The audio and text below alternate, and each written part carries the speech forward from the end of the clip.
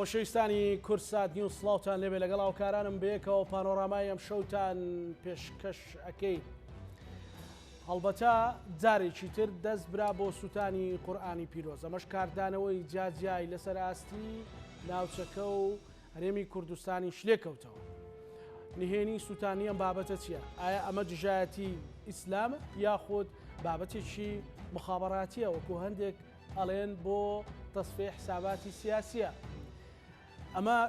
هەستی زۆرێک یان تەواوی موسڵمانانی بریندار کرد. ئێمە لەو بارەیەوە گفتوگۆ دەکەین. جگە لەوە لارێمی کوردستان ناوە وێڕا ئێوەی یەک ئیسلام یەک خودامان هەیە و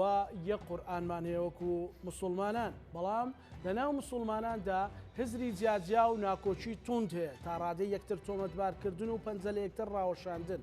ئێمە ئەوەش شی دەکەینەوە. میوانی ئەم شەوم بەڕێز دکتۆری و نزڕاوی نووسەر و توێژەر. خێر بێ دکتۆر. خۆشحاڵە. سوپاسم، خۆشحاڵترم. گفتوگویەکی ڕاشکا و وردوەک هەمیشە بکەین. بۆچی قورئانیان سووتاند؟ ئەمە زۆر بە سادەیی زۆر خوێندنەوە هەڵەگرێ. دەگوترێ لەبەرەوەی سوید ئەوێتە بچێتە ناو حیلفی نێتۆ، تورکیا ئەم شتەی کردو لەبەرەوەی تورکیا معارەزەیە بۆ ئەمە، ئەڵێن ئەمە هینێکی مخابەراتیە. دەشوترێ ئەم کوڕەویستویەتی خۆی دەرخاتن بەداخەوە حاڵەتێکی نەفسی بەڵێ یعنی وەکو هینێک بێتە مەشهور. وەم حاڵەتانە زۆرە لە ئەوروپا، تەنانەت منەظەماتی نهێنی هەیە ئەم شتانەکە. کارێکی گەمژانەیە سووتاندنی هەر کتێبێک، چ جای قورئانی پیرۆز یان کتێبە پیرۆزەکانی دیکە. من لەسەر ئەوە شتێکی خۆشم بکەوتەوە کاتی خۆی کە وتیان ئیبن ڕوشد کافرە فەیلسوفە جوانە، لە ئەندەلوس کتێبەکانیان هێنا سووتاندیان لە بەردەم خەڵک. ئیتر تەڵەبەکانی دەستیان کردە گریان، وتی ئەگەر بۆ حاڵی موسڵمانانە گرین بەخوا دەریاکان کەمە بیکەیتە فرمێسک. ئەگەر بۆ کتێبەکانیش ئەگری، کتێب هزرە، هزر هەمیشە دوو باڵی هەیە ئەفرێ، هزر ناسڕێتەوە. بۆ قورئانیش هەروە. ئەمە ئەسڵەن گەورەی قورئان دەرەخە، هەموو دنیا لێ هاتە جوان. حکوومەتی سوید بە فەرمی داوای لێبوردنی کرد. کارێکی گەمژانەیە. سووتانی قورئان کارێکی گەمژانەیە. زۆر باشە. کەواتە ینی ئەو بۆچوونە زۆر جار باشە ئیسلامیەکان تۆ تۆمەتبارەکەن کە دژایەتی قورئان و ئیسلامەکەیت، بەڵام تۆ ئەڵێ سووتانی قورئان گەمژانەیە. ینی ئەمە تەغییرە لە بۆچوون و هزری نوسیان ئەوان لە تۆ تێنەگەیشتن. ئەمان بەشێکی زۆریان چینەکەی خوارەوە تێنەگەیشتوە. چینەکەی سەرەوەش ئەزانێ لە بەرژەوەندی ئەوە دەم، لە بەرژەوەندی اقتصادی، لە بەرژەوەندی وجودی سیاسی. ئەو بۆیەوە ئەوە قساناک. ینی ئەکرێت کەواتە ئەمە بچینە دوو ڕێگایەکی حەقیقی موسڵمانان و پەیڕەوکارانی قورئانی پیرۆز و ڕێگایەکی ئەوانن کە بۆ خۆ دەوڵەمەندکردن و تیجارەتکردن بە ئاینەکەیە. باش ئێستا کامیان زاڵترە؟ ئێستا ئەمەی لە کوردستان ڕۆدا باڵێ تەوژمی بازرگانیکردن بە دین باشترین بازرگانیە. بازرگانی هەوەکو ئەو برادەرەما ئێبن ڕۆشت ئەڵێ لە کۆمەلگا دواکەوتووەکان دائیمەن ئەمەی کە هیچ زەرەری تێ ناکەی قازان زویستە بەردەوام ئەمانن کە بازرگانی بە ئاینەکەن. بازرگانی بە ئاینەکەن. زۆر باشە. کەواتە بۆ ئەوەی ڕێگری لەوە بگیرێ یان بۆ ئەوی موسڵمانێک بتوانێت حەقیقەتی قورئان بزانێت دکتۆر یونس مەسەلەن خەتوکە نەدرێ بە کۆمەڵێک بابەتی ئەوانە ڕێگە ڕاستەکە چۆنیە و کامەیە بەڕاستی. ینی بۆ نمونە ئێمە موسڵمانێک هەیە نوێژەکان ڕۆژۆ ئەگرێت درۆ ناکا، فێڵ لە خەڵک ناکا، خەنجەر لە پشتی خەڵک نادا، دەستی گرتووە بە ڕێگا و ڕێزکەی خۆی، بەڵام نایە بچێتە ناو کۆمەڵێک جەدەلەوە، بەڵام خەتوکەی نەدەن، هەستی بریندار نەکەن.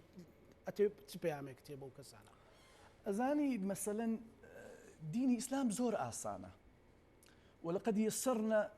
للذكر فهل من مدكر،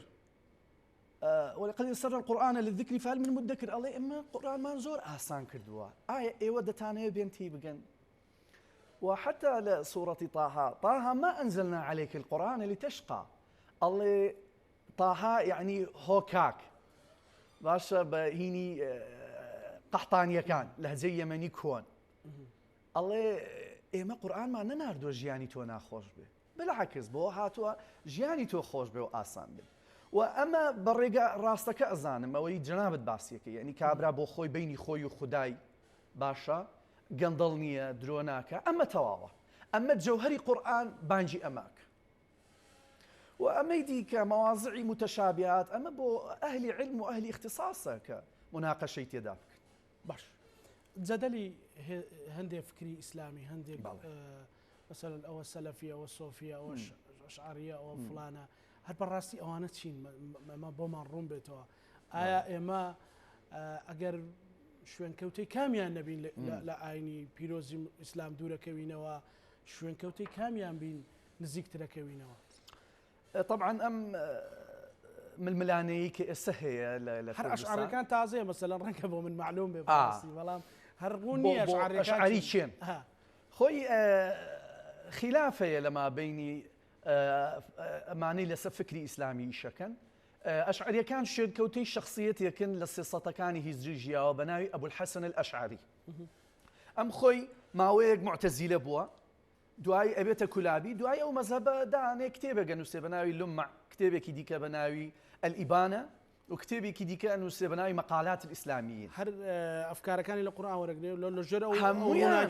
هەموو ئەڵێ لە قورئان و سونە يعني كل يدعي وصله بليلى هم يانا الله لقى ليلى علاقة مالها أو المسألة عربية كي وليلى لا تقر لأحد بالوصال وليلاش بيكسيان بش رازنا قاتوا هم يان اسنسر كتاب والسنة بلا ميتر سنة كتجاوز مثلا شيعة مصادري خوي هي كافي كليلي ومن لا يحضره الفقيه مثلا سلفية كان هي خويان هي مسلم بخاري أشعرية كان يني خويان هي سنة دار القطني ئەشعەریەکان شوێنکەوتووی ئەو پیاوەن ئەو پیاوە هات لەما بینی ئەو مناقەشەی لەما بینی سەلەفیەکان هەبوو کە ئەحمەد بن حەمبەل سەرکردایەتیە کرد لەگەڵ معتەزیلەکان کە جوبائی سەرکردایەتیە کرد لەما بینی ئەوە وەسەطیەتی هەڵبژار بوو بە ڕێچکەیەک جا کوردیش هەر لە کۆنەوە نە ئەو متەشەدیدەی ئەحمەد بووە نە ئەو عەقلانیەتە بەرزەش کە هەموو کەستی ناگە معتەزیلە بووە کورد ئەشعەری بووە لەو نێوانە بووە ئەمانش خۆیان بەخۆیان ئەڵێن ئێمە ئەهلی سونە و جەماعەتی چونکە هەمووان ئەڵێن ئێمە ئەهلی سونە و جەماعەت تەنانەت شیعەش واڵێ سەلەفیش واڵێ ئەمەی لەسەر حەقە من زیاتر حەق بەلای ئەوە ببینم ئەشعەریەکانە بەڵێ لەبەرەوەی سەلەفیەکان هاتن کۆمەڵێک ئیهانەی ئەبولحەسەن الئەشعەرییان کرد و تۆمەتباریان کرد بە هەنێ ئاکاری نائەخلاقی فائتر کاردانەوەی برا ئەشعەریەکان ئەمە بوو کە بینیمە و ئەشعەریەکان نەرمترن شوێنکەوتویان هەیە تا ئێستاش مەسەڵەن کوردستان هەمووی ئەشعەریە هەمووی ئەشعەریە بڵێ ماعدەی سەلەفیەکان سەلەفیەکان کەمینەیەکن بەڵام چییە ئەمان ئیعلامیان هەیە و قسەکانیشیان هەمیشە ڕقە هەمیشە جوێنە هەمیشە تەشهیرە هەمیشە تەهدیدە چاواشەکاری و ئەمەیە بۆیە زەقە بێتەوە ویتر کەناڵیشیان هەیە و بەداخەوە حکوومەت پشتگیری ئەمانی کرد ئەم دەست لە پشتدانی سەلەفیەکان هەمان ئەو هەڵەیە بوو کە حوسنی مبارەک کردی حوسنی مبارەکاتی خۆی سەلەفیەکانی هێنا وتی ئێوە وەرن دژی ئیخوان ئیشم بۆ بکەن ئەمەش دەسەڵات هێنای عەلە ئەساس ئەمانیش دژی حیزبە ئیسلامیەکان بن بەڵام دوایی کودەتایان بەسەر هین کردو حیزبێکیان لانا بە ناوی حیزبی نور و باشە تا ئیمڕۆژ باجەکەی ئەدا باجەکە چی ئەیدا شعبی مصری ئەیدا جا حکوومەتیش ئەوەی کردوێتی هەمووی فڕێداوەتە سنووری زۆنی سەوز خۆ ئەمە نییە هینە هیچ وجودی نییە لە زۆنی زەربە بەداخەوە بەڵام ئێمە بابین بزانێم ئەسڵی ئەم سەلەفیانە چێن بەڵێ جام عەقڵیەتی سەلەفی باسی چییەکە ئەمەی کە نەگوتراوە بینی خۆمان بێ من کاتی خۆی سەلەفی بوو حەوت ساڵ لە سعودیە بۆیە باشە کەواتە کڕۆشی بابەتەکە ئەزانی من جەوهەر چییە زۆر مەترسی هەیە سیرکە شتێک نەبوو لە ناو عالەمی سەلەفیەت لە ناو عالەمی ئیسلامی بە ناوی سەلەفیەت حەمبەلی هەبوو و تەیمیە هەبوو شوێنکەوتنوانی ئیمامی ئەحمەد بن حەمبەل کە ئەمان کارەساتن مەسەلەن کوڕەکەی ئەحمەد بن حەمبەل عەبدوڵڵای کوڕی ئیمامی ئەحمەد کتێبێکی هەیە بە ناوی ئەسسونە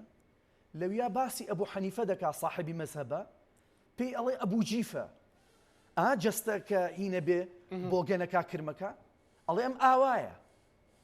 کە باسی ئەبوو حەنیفەکە ئەبوو حەنیفە یعنی پاک نەخ ئەبوو جیفەیە ئەمە ئەمان بە تەکفیر دەست پێکەن باشە ئەمە کزە بێتەوە حرەکەیە تا ئیبن تەیمیە لە ئیبن تەیمیەوە ئەبڕێ لە ئیبن تەیمیە و قوتابیەکانی ئیبن قەیم و ابن قەیمی جوزی طبعا لەگەڵ ذهبی ئیتر ئەبچڕێ سەلەفیەت نامێنێ لە عالەمی ئیسلامی تا ئەیەتە سەردەمی 1700ەکان 1703 ویلادەتی محەممەد بن عەبدولوهابە محەممەد بن عەبدولوهاب کابرایەکی زۆر تونڕۆیە و کابرایەکە کۆمەڵی خەڵکی کۆ کردوتەوە لە سعودیە بەڵێ بەبێ ئەوەی قازی بێ دەستی خەڵکە بڕێ ئەمانەی سێکس بە ناشەرعیەکەن ڕەجمیانەکە بە بەرتا مردن وە خەڵک سەرە بڕێ بە شمشێر کابرایەکی تەکفیریە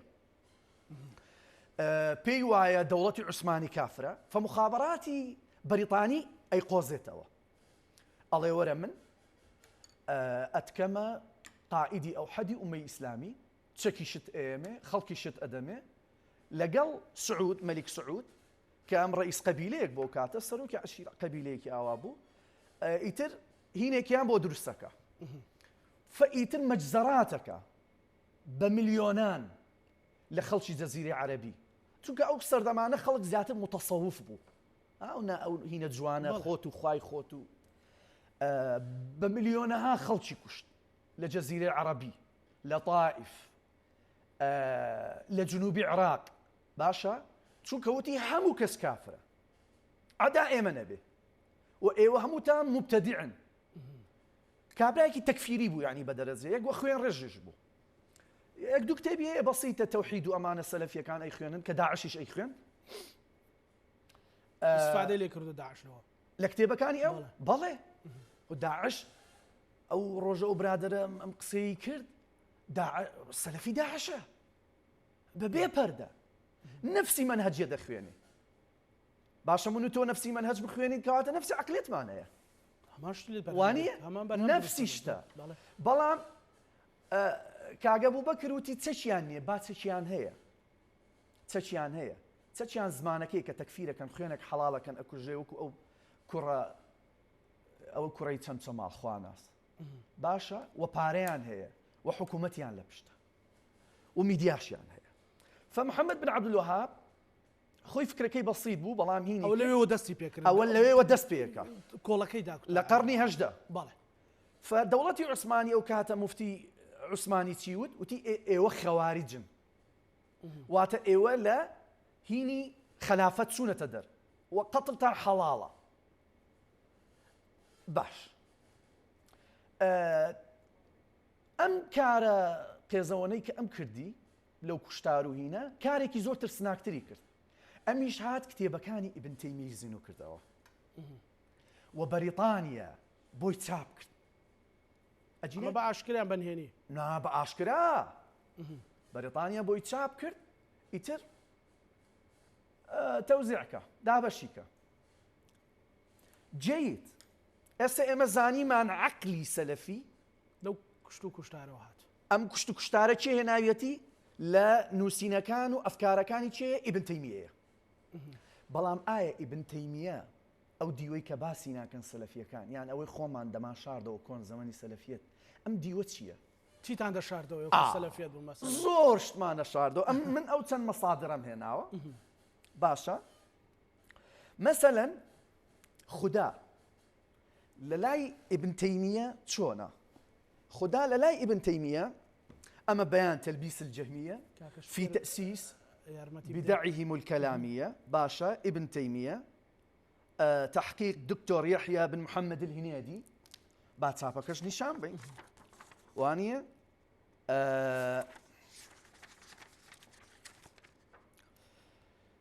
مجمع ملك فهد لطباعة المصحف صالي 1426 جي زعم كاك ابن تيمية شلون وصفي خواكا طبعا أنا برجية كما شلون وصفي خواكا أمر ننقل زور شوك ب ما وصازانا دو صو بنجاونو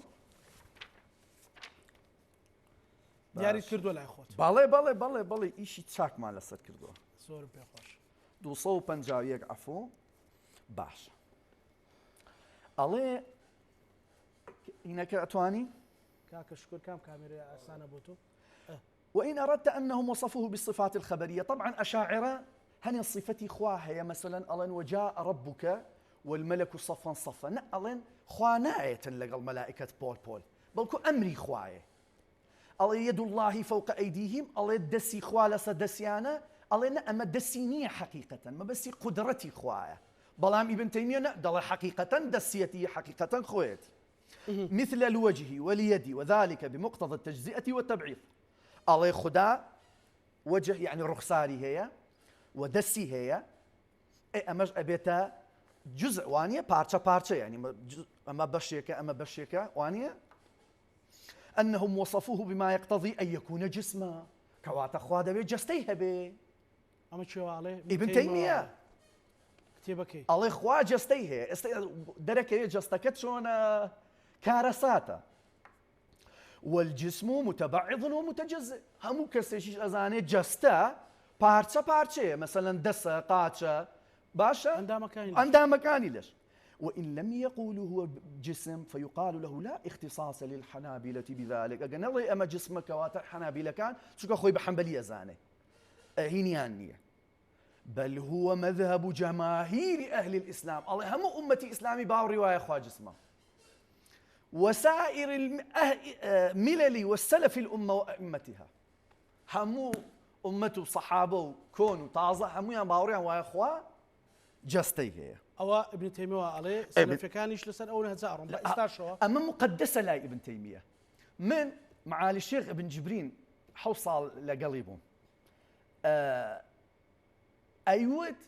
أرجو الله سبحانه وتعالى أن تكون ابن تيمية العراق. أيود رزام وأخواته بكاته ابن تيمية العراق باش إيتر أم بيزق لما لجزء حوت جزء ابن تيمية نفسي كتاب بيان تلبيس الجهمية صوتنا وتدو باس لواءك بيغمبر خيوكي بينيوه باشا عليه الصلاة والسلام. سمعت رسول الله صلى الله عليه وآله وسلم يذكر أنه رأى ربه في المنام. بيغمبر خواي لخو بينيوه في صورة شاب خوا جنزيك بوا لويني جنزيك اسبيت الله مجنزك شلونه في خضر عليه نعال من الذهب. الله لشويني كي صوص بو دون علي يعني دو تاج نعلي آلتوني شي لبيبو وعلى وجه فراش من ذهبينك آلتوني شي جيد. يقول ذكر المؤلف يعني ابن تيمية فيما يأتي من كلام إمام أحمد أنه أمر بتحديثه. الله إمام أحمد فرماني كدو كأم حديث الزينو كنوا والله إخوال يشيوي مير من داليك أخرجه ابن عاصم طبعا مصادر ديني أبي العاصم في السنة طبراني في ولا للكائي باشا والخطيب والبخاري في الكبير يعني مصادر بوت أجميري. أما بس شيكتي أو بلي أو دموية شراوته دموية بليم عقيدي حقيقي سلفية شيء. أما خلق بزانه كسلف باوري بتجور خوايك هي باشا هنا كان زورة بس من أما كمي كموا باشا مصادر كان زورة إن جاء أو ضرور أما يزور ضرورة خلشي ياما بو حقيقة كان بزانيت بالي أي شون أما واجبك أخلاقية أم شراكين لا جزء ششم باشا إن شاء الله أشتيها لا تشوار صوت لا برا تشوار صوت بنجا استا اشتكي يعني هو خوتوانا له وكتبي ابن تيمية كسلف كان بشتي بالله مقدسة يعني كتبوي بس سلف في سنته وتيان أمانة بخوينا له درسي لسر ورقنا طبعا أما كم كسي أم كتابي هذه لبدو ما كتابي كي علم الكلام زور قرصة. علم الكلام يعني إعمال العقل في النص يعني بكاريناني عقل لنا ودقة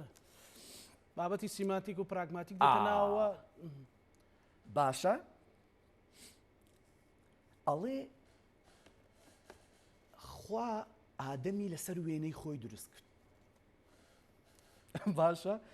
وهذه الوجوه كلها مع أنها مبطلة من يعيد الضمير في قوله إلى آدم خلق الله آدم على صورته چونکە ئەم دەڵێ حەدیثێکی دیکەشمان هەیە خەڵق الله ئادەمە على صورة الرحمن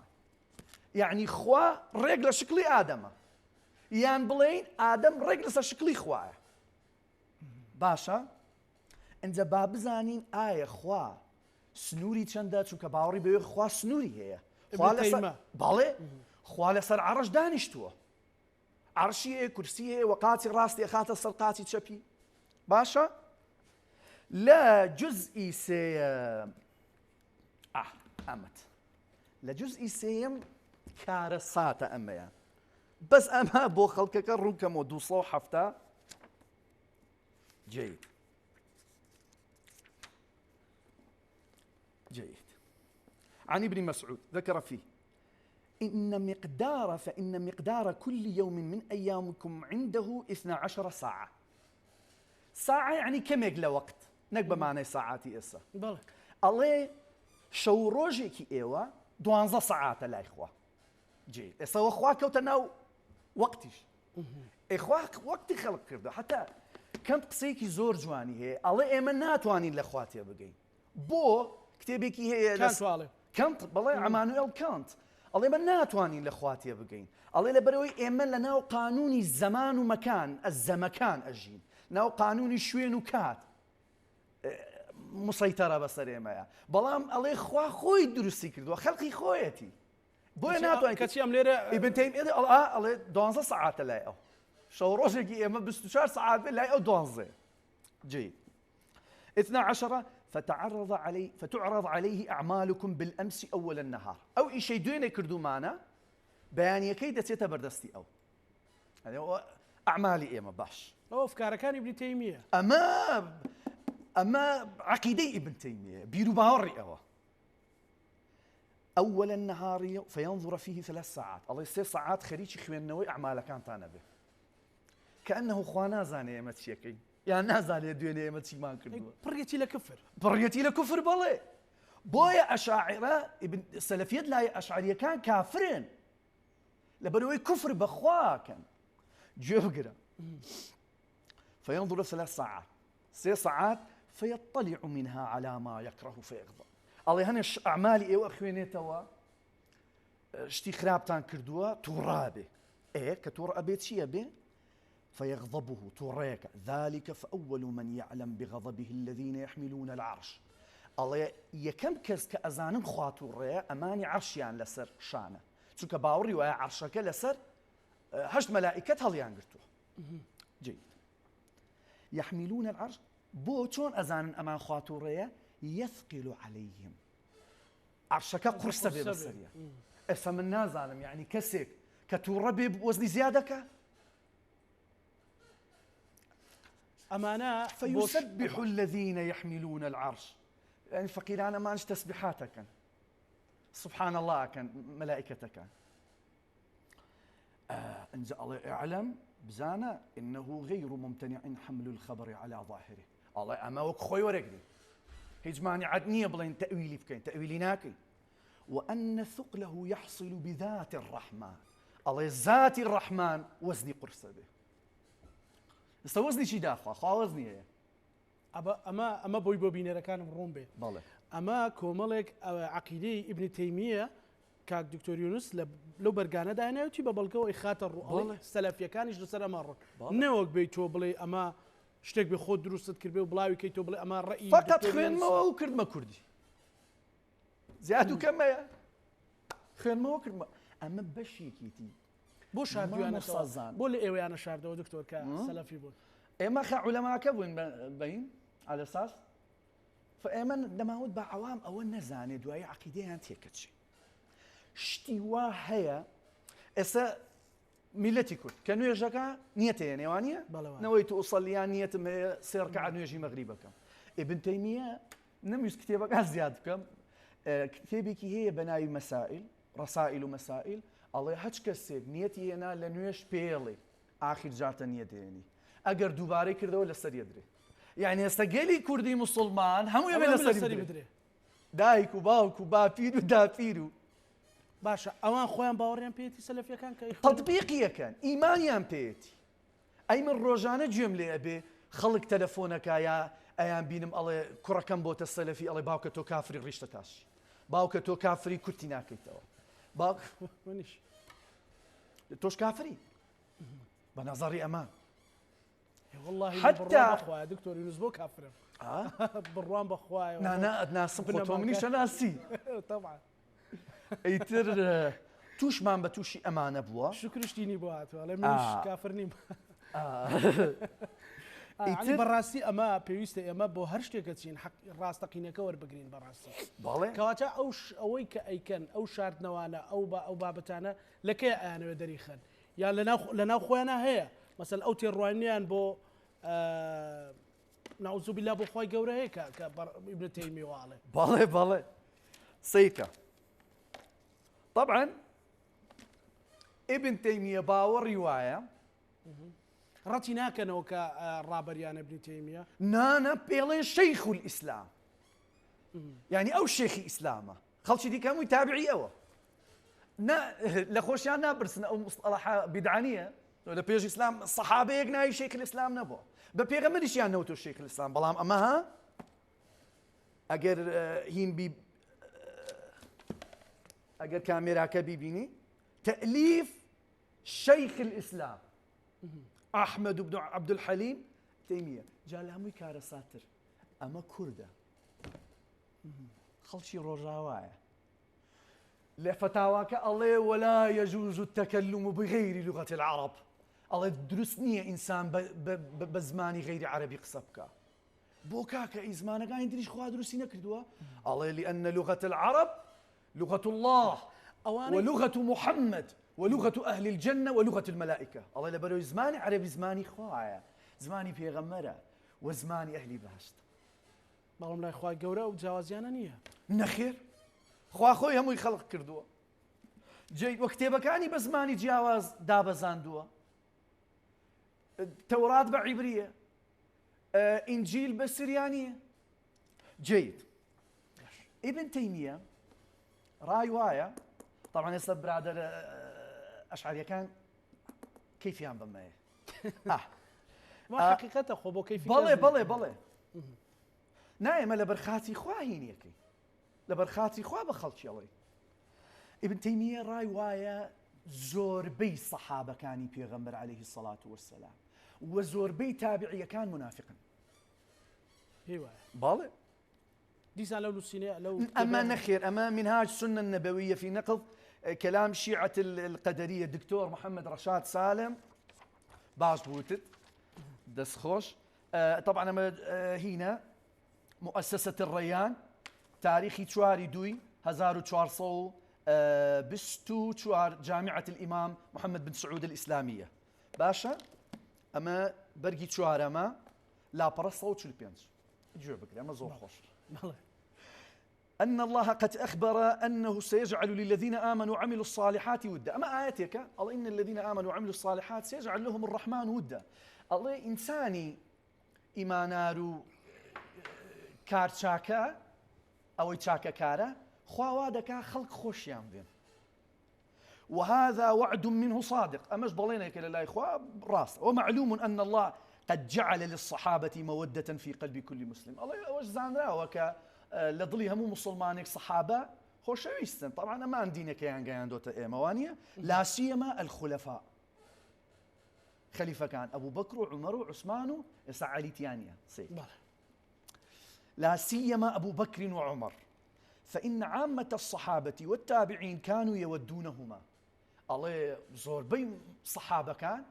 زوربي إينيش تابعينيش خوشيانو يستن أبو بكر وعمر يان خوشيست رضي الله عنهم وكانوا خير القرون ضل أمانش كخوشيانو يستن باشترين إنسانا كان يستدبون لو لم يكن كذلك علي الله علي خوشيز نبو إمام علي فإن كثيرا من الصحابة والتابعين كانوا يبغضونه الله الزور بي صحابة كانوا تابعية كانوا أتشيو كوتي الصحابة رقيان ليبو لإمام علي يبغضونه جو بقري أميك رقيان ليبو ويسبونه جيني أنا دا صحابة جيني هذا إمام علي ويقاتلونه يعني هؤلاء عندهم بشكل شرشان مثلا عائشة كردي لجمال معاوية كردي لهين جيد باش ئەمەش لەژێر کاریگەریەکانی ئەو نووسراوە نەنا ئەمە کتێبێکی جیاوازە بەس هەر عقلیەتی ئیبن تەیمیە بیرکردنەوەی ئەمە باشە ئێستا ئەڵێ زۆربەی سەحابە و تابعینەکان گوێنیان پێدا وانە بەڵێ ڕقیان لێ بوو شەڕیشیان کرد دژی ئیمام عەلی باشە ئێمە چی لەو حەدیسەی موسلیم بکەن ئەمە صحیحی مسلم ابن حجاج نيشابوري يعني نيسابوري باشا اما صحيح مسلمه باهينك اخير كتابه اشارتي بيبكين طبعي دوما 2022 مؤسسه الرساله ناشرون باشا لا برصت حديثي لطبعه كونه كان صوص حفتا وشتا لطبعه تازه كان دو صوص لبس كشان سيوك اما صحيح المسلم صحيح مسلمه لباش بخاري دوم كتابه لا ام سلفي وشتانا الله قال علي عليه افضل الصلاه والسلام والذي فلق الحبه وبرأ النسمه سين بخواس اخوه انه لعهد النبي اما بيماني في غمر يا يتمن لا يحبني الا مؤمن اوي ايمانار مني خوشوه ولا يبغضني الا المنافق واوي رقي لين بيتو منافقه احمد اجى روايتي كدو بجماليش الصوت شلدو جيد استأمد الله كثيرا من الصحابة والتابعون كان يبغضونه يعني تناقض لنا نخير أما أجر قصي ابن تيمية الرازبة دبي زور صحابة وتابعين منافق بن بيغمبر وعدي بإمام علي ده لا يبغضك إلا منافق الله فإن كثيرا من الصحابة والتابعون كانوا يبغضونه ويسبونه جوين الشام بدا وشر الشيانك كواتا استسلف يكان لا عراق لا هرم كردستان لا سعودية لا هرشويك بن أما نهزيانا أما سرتشاوي السركية يعني أمانك تعديل أن كردو مثلا أنا هرم كردستان تعديلات شان كرد بيت نرم تر آرام تر بن نخير تكلي شان كرد بيت لا أشعري وباسينا كان خوي سيدك سلفي كان جوريان هي بشي كان عبدي دا صلاة كويلي دا صلاة أما مدخلية الله ابن عثيمين الله لشرح رياض الصالحين من كلام سيد المرسلين عليه الصلاة والسلام شرحي أم كتاب ابن عثيمين الله دبي تطيع ولي أمر وإن ضرب ظهرك وسرق مالك الله ولي أمر حرتي بدا بيتو جرالي بكي أجر ليشي دايو مالي شي دزي أجر زناي شي كردو عرق شي خوارت ابن عثيمين طبعا يكيك للسرقة ولكاني وهابيت هم وهابيت متفقة لسر خوين رشنكا أماني لاي خومانن زور بيان وهابين وما نايوانية أوي مدخلي بي وهابينية نا مدخليشة وهابيشة ليق وقت أواني هرمي كردستان كوبين يا خود خوين شتيشان نهزيشان دروس كردو أواني كردستان مجموعة ببغان توتين قسكاني ابن بازا ابن عثيمين لحيدانا ام ارهابيانا الينوا جا خوش بختانا او درگان بوكراوتو كاك يونس مثلا لسر عاستي هيز السياسي كان لسر نالم حكومه وابي دكاتو اجر امانه هبن بالمقابل حزب اسلامي كان كما كان اخو حزب اسلامي كان لاني بس نازاني حزبك اسلامي ارهابي دروسك امانه ارهابيين يعني بطواوي معناه وكره وفكريات بوان برقصه اي شلون دص للاك ده صلاه يام بي ولي امره ومثلا كويلي ده صلاه للاك اما بشيك لو هابيانن ك تابعي شخصي كان ملاك للسعوديه نايو ربيع بن هذه المدخليه امدله استكاتينيه الله استا جيرالبي انت شلون لخلك كتيجين الله كاك اما خوا هموشتك بأمري خوانا بي الله هو بأمري خوا بوتا ولي أمر كواتا إما كجيرالي كين جيرالي خواك بوشيوية بلام لبشتوى تي هي بلام لبشتوى لعند لو حكومة ذاك نفرت يعني ليك باشا تمنى أكن بروخ كهات نصر حكم سي تطبيقه كان كهات نصر حكم داعش استقيم بون او كان اوان يعود ايما لمكه بوين بويا دەسەڵاتمانە و بەڵام ئێستا لە مەدینەی باشە ینی ئەوەی هەرێمی کوردستان مەسەڵەن ڕەنگە لە سعودی محەممەد بن سەلمان بە جۆرەشتر مامەڵیان لەگەڵ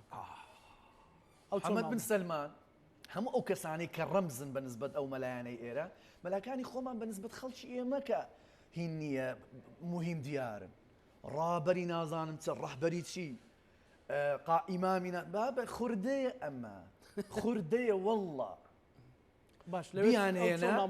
بیان هێنە بزانم چۆن فەسحیان دەکەم هەر بەس کتێبەکانی خۆیان هیچ ناڵم کتێبەکانی خۆیان بە بینەر نیشانەیە ئەمانەی کە جەماعەتی ئێرە ئەو مەلایەنەی سعودیە بە گەورەی خۆیان نەزان ئێستا هەمووی لە سژنەکانن هەمووی گرتن هەمووی گرتن محەممەد بن سەلمان لە مەشروعەکەی بیستی خۆی وتی ئێمە دین ئەگەڕێنینەوە سەردەمی پێش هەفتاکان کە خەڵک متەسەوف بوو خەڵک بینی خۆی خوای بوو تجارەت بە دین قبول ناکەی و ئیسلامی ئێمە دینێکی وەسەتیە دینێکی وەسەتیە نە دینێکی زۆر وشکە نە دینیەکیشە هەموو شتێک قانونی هەیە بەڵام قانونەکانیش جوانە و حتى خۆشی وتی محەممەد بن عەبدولوهاب ئەگەر زینوو بێتەوە بەو قسانەی ئێستا ڕازی نییە ئەو بۆ قەڕنی هەژدە کردوێتی بەڵام تەطبیقەکرێ باشە ئەگەر بۆ مەسەلەن ئێستا لە ماوەی پێشەوەی کە لە چەند سەماڵ ڕوویدا وتیان ئەمە داعشی نووسوو هەیە لە هەرێمی کوردستان و داعشی خەبەرمان هەیە داعشی خەبەرمان هەیە سوشیال میدیا پڕە لە داعشی خەبەر باشە و بە ئاشکرایە ئەڵێ مامەسەزانە کافرە هیچ نەبێ ئەڵێ ڕیشێتاش باش نییە ینی لە شکڵیاتە ئەڕوانێ لە ناوڕۆکە ناڕوان نازان ناخی من ڕەوحانیەت لە ناو سەلەفیەت وجودی نییە ئێستا ئەشعەریەکان ڕەوحانیەتیان تایە بۆیە زۆربەی ئەشعەریەکان متەسەوفات زیاتر نزیکن لە تەسەوف بەڵام ڕەوحانیەت بەتاڵە لە ناو سەلەفیەت هیچ ئەوەی هەستی پێ بکەی لە جم و جۆڵیان لە حرەکاتیان لە مەسەلەن لە ئەوانەی کە پەروەردەیان کردوون تعدیلاتێک نییە مەسەلەن وا هەست پێ ناکەی کە ئەوان تعدیلاتێ بکەن کە خۆیان بگونجێن لەگەڵ دۆخی هەرێمی کوردستان ئارامتر نەخێر خۆی محەممەد بن سەلمان ئەو عەرزەی کرد لە سەمەلاکانی سعودیە ڕەفیقێکم بوو مناسبە عایض القەرنی کە گومانم هەیە باوەڕشی بەخوا بێ والحاصلە من بۆ خوا لێگەڕن ئیشی ئێمە نییە نحكم على الظاهر والله يتولى السرائر وكل الله يمن لسه الظاهر قساكين وخواش يتطلق لاي أوا يكلوانك أو قياديك جوربوا للرابون للنهضة لنوتكان وتي أنا على دين محمد بن سلمان وتي من لسه ديني محمد بن سلمان لا محمد بن عبد الله وتي لسه ديني محمد بن سلمان أو يعفوك أواني تر الأسر رأي كان إخوان ومو يخست السجن ويست السعودية قفزي لي داوة دايناوة بروجكا بو 2030 شرق الأوسط ببيت أوروبا تازة وخلق لأوروبا لجيهانوا قشت كان بو شرق الأوسط وإن شاء الله سري شكلي وبالمناسبة اشتكي تري شكا محمد بن سلمان أحاديث كان لجنية هيا لو لجنية أو أحاديثاني تنرويتيايا أو أحاديثاني بو زمن بوا باشا باكتاويكا أو أحاديثاني كاللقل زمن أقونجي لقل إستا أواني إيرا لإستوان نكردوا نخير بالمناسبة من خوش بختانة لو لجنية للسعودية بالله باشا كاك دكتور يونس مثلا أوي هرمي كردستان كاكات أوي هرمي كردستان من زور أما يتأكيد له زور آرام دركون زور خيري دركون بلام لنا خيان شتيتر تشندرا أقرب ببي أو بي أمتي الروانين يا بين أعوذ بالله بخواي جورا أمتي نامت مع عقيدة أنا باش حمان پروردية أوان بونا خوين ديوا كالله بعض زور هيني نكي الله الروايات كي ديك عينا لجزء حوت لسطنوت دون سطنوت سطنوت نو أحاديث زينته الله رأيت ربي في صورة شاب أمرت الله خدام دي منال لوسكيك بو أمرد يعني ريشو سميلي نبو تعو راستك كفرك بالله خوان أي بينن بالله هي أوتا من لبركات راتيان نكردو تولا نوسينك دالك لا خوين مو بود الله إمام أحمد وتيتي أمانة بخلق الله لشوينك دي كده الله ماذا يشغل ملك الأعلى يا محمد خوا بە پێغەمبەر ئەڵێ نازانم ئەڵێ فوضع يده على ظهري أو بين منكبي خوا دسي خوي لسر هينمدانا فشعرت بصدري أثلج يعني صنقم وكو بفر هستم كالساردة الله يترزاني وتم بأعمالي أمانة بالرأي دكتور يونس أما بريني لك كفر ولا أما برا لبسكر نواي أما برا لك كفر تو خوا جستأكي خوا ديني تسر شوي إنسان باشا خوا نعلي زيري لبيه باشا انت قصاكا وكو انسان قصاكا زماني هي ليوي هي دودسي هي الله وكيلك يديه يمين هر دودسك شي راسه اما تولفي دسي تشافينيه بس دودسي راسي هي يتر لشينك ديك ضلي اجعت برشيلول بخوا من تاكيد كما دكتور يونس اخويندري او اما اخويندري اما زين شي اي خوينه اما علماء كانيا شو علم الكلام منطقه شوين كوتو كان يا نايزانن بس شوين كوتو نالي اما شاردوا بيمنوتي اما شاردوا بلام استكاتي اوتي نيبينا قبل باش مريمي كردستان لبردم ام گفتو گویانه برو شوي هنگاونيه لو ما ترسيانا تا راديشي زور هيزه اسلاميه كان كخلق دستو بنزي لقل نرم كردونو سنه د صلاه وهاتونه تو انش برخنا كون ارام ترني لو سلفيه كان ناكري مقارنه يا بكي چونکە ئەمان لە هەمان کات یەک عقلیەتن و لە هەمان کات بۆ بەرژەوەندی دژن یعنی ئێستا دوێنێ گوێم لە سەرکردەیەکی ئیسلامی سیاسی بوو ئەڵێ ئیهانەی کتێبە پیرۆزەکانەکە ئەڵێ تەورات دەستکاری کراوە و کینزە ڕەباڵێ کەنزە ڕەباز دەستکاری کراوە کتێبی سابی ئەیمەندائینە ئینجیلیان قسەی پرۆپوچۆم یعنی ئەمە جوان ئەمە کەی مانای هینە دوای پێغەمبەر ڕێزی گرتووە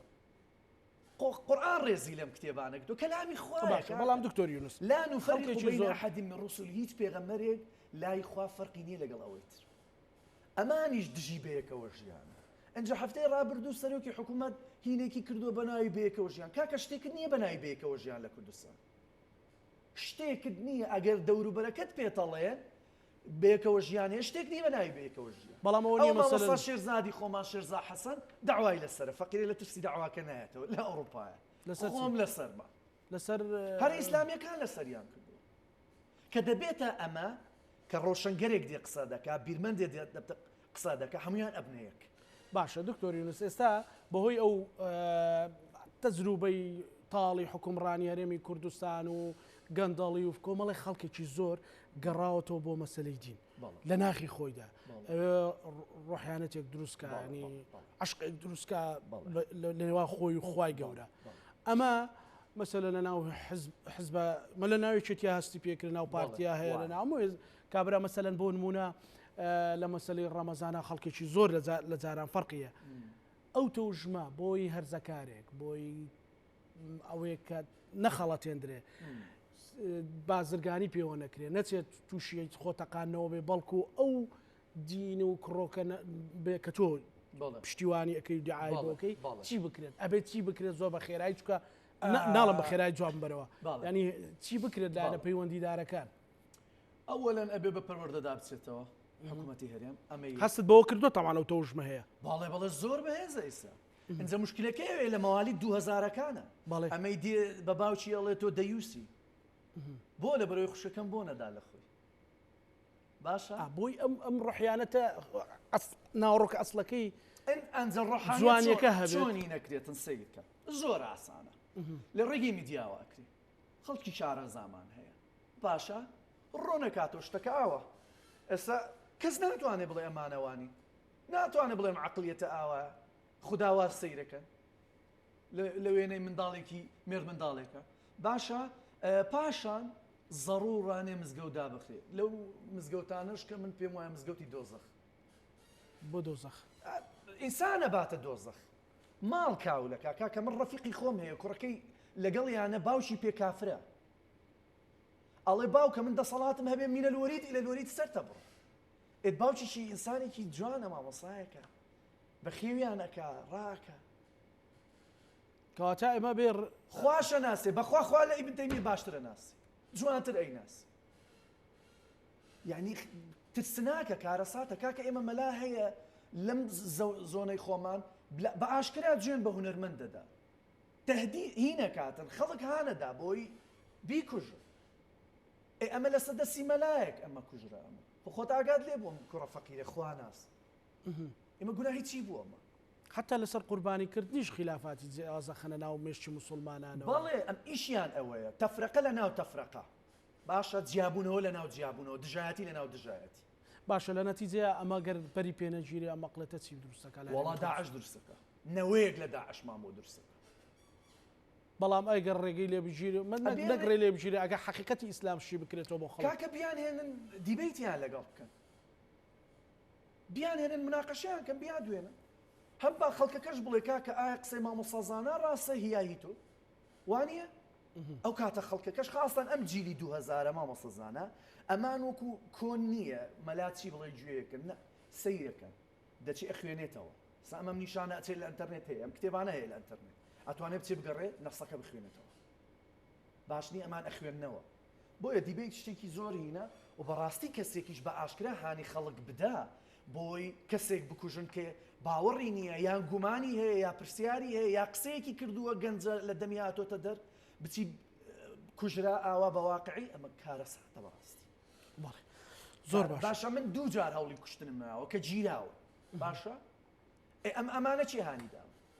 هەردوو کشیان کوردم ئێستا ڕەنگە یەک دنیا قسەی و بتخەنە قسە ئەوە هەر هیچ بە قسە هیچ کۆتای پێ قسە هیچ نییە بەڵام ئەکوژن و ئەگەر وا بڕوە منەمەوەکو هۆشداریەک بۆ حکوومەت خەڵکانێک پیا ئەبێ بەنایە و ئاتایس و لیبرال و هینانە ئەمە لایەنە چم مەلایەکە کوژن ئەمە لە تاریخ شتە ڕوویداوە ئەم مشکلێ لە هەرێمی کوردستان کاردانەوە دروستە بێ یعنی ئەو مشکلێ ڕوو لە هەرێمی کوردستانەکە باڵێ بەڵام ئەگەر لە ئەخیر قسەم ئەوەیە ئەگەر ئێمە ئەو ڕۆحیانەت و ئەوەی کە مەلای گەورە و ئەوەی کۆمەڵێک هیچ چارە سەرمان نییە غەیری ئەمە عەقیدەکەی نالی وەفایی پیرەمێرد کاکە تەمی مەلا بوو کاکە حمەی شێخ ئەشعەری بوو و مەلاش بوو ئەو سوفیە جوانەش بوو و ئێستا گۆڕەکەی بۆتە زوار خەڵک زیارەتێک ئەمە پێشەوایانی کوردە کاکە یعنی نالیت هەیە مەلایە مەلا خدر شعری ئێرۆتیکای هەیە ئەگریزەی ژناڵێ ئەمان ئێستاش ئێڕابینە ژنەکانیان وەکو خێمەیەکدا پۆشتیە اینجا ئەڵێ ئێمە جلی کورد دەبڵێ ئەی بێزەحمەت ژنەکانتان جلی چی لەبەرەکەن ژنەکانتان جلی سەحرا لەبەرەکەن زۆر سپاس بۆ بەڕێز دکتۆر یونس ڕاوی سەر و توێژە خۆشحاڵ بینەرانی خۆشەویست ئەوەی لەو بەرنامەیە گفتوگۆمان لەبارەیەوە کرد کاک دکتۆر یونس کۆمەڵێک کتێب و بەڵگەی هێناوە کە باز لەوەکە کە مەترسێکی گەورە لەسەر هەرێمی کوردستانە نائاگا ئەگەر ڕێگەی پێنەگیرێت و من لێرەوە ئەم بەرنامەوە ئەم دیبیت ئەم مێزە سبەی هەر کەسێکی ئێوە ڕەدی قسەکانی دکتۆر یونس باتەوە ئەمین بەرە ئازادە ئەتوانێویش بێت گفتوگۆی خۆی لەبارەوە ماڵی هەمووانە و جگەلەوە تەنانەت ئەگەر لە هەر شوێنێک دیاری بکەن ئەتوانین داوا لە دکتۆر یونس بکەین ڕوبەڕوو دیبەی تێ بکەین بە ئارامی هەر کەسە قسەی خۆی بکە ساعتێک نە 2 ساعت دو ئەڵقە بەڵام کەسێکی مستەوا بێ ینی بێگومان کەسێکی هین نەبێ مەسەن ئەمەش هەمووی لە پێناو ئەوەیە کە ئێمە بەڵێ گفتوگۆ هیچ ئیمانیە دەبێت گفتوگۆ بکەین ئەم دینە جوانەی هەمانە چەندین ساڵە دایکمان باپیرمان نەنگمان ئیشی لەسەر کردووە و بە قەناعەتی خۆی ئیمانی پاچی خۆیان ئەو بەیەکەوە ژیان و هینە جوانە هەبوو لە ناو کورد لە ناو کەس نەبووە تێکی نەدەین و نەبێتە کاردانەوە و یەکتر کوشتن و یەکتر تهدید کرد حتما زۆر سپاس دووبارە پانۆرامامان پێشکەشکردن ئەمانەتی خوای گەورە خۆتان